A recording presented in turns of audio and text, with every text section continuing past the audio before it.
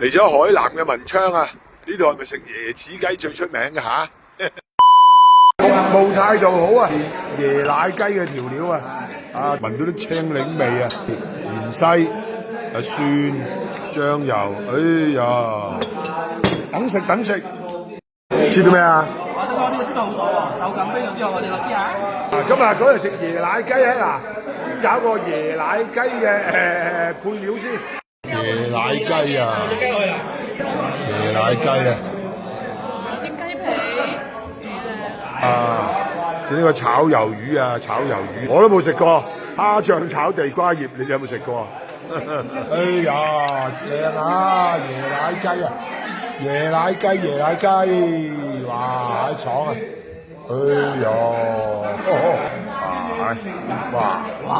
呢個文昌一定要食呢個椰奶雞啊！點快熱㗎？點快熱啊？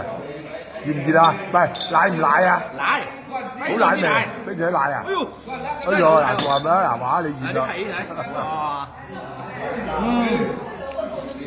語言已經無法表達我而家個。不停，唔好影啦，唔好影啦，不停。呢個雞咧，我點咗啲青檸啊，嗰啲調料嗰啲嘅，試下先嚇，你個皮彈下嘅喎。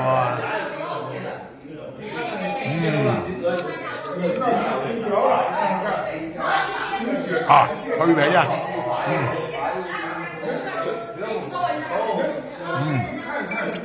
雞肉咧索咗啲椰奶嗰啲咧，嗰雞好味喎嚇，唔錯啊！你試埋個炒魷魚啊，好脆啊魷魚啊！蝦醬地瓜葉啊，大家有冇試過啊？我都係第一次食。蝦醬番薯葉啊！地瓜葉都啱好脆啊！嗰啲蝦醬味咧好濃。雜魚煲啊！雜魚煲啊！哇！呢度雜魚比較大條啲喎。雜魚煲啊，食神話最好食個魚啊！睇住啊，靚仔，睇熱。睇熱啊！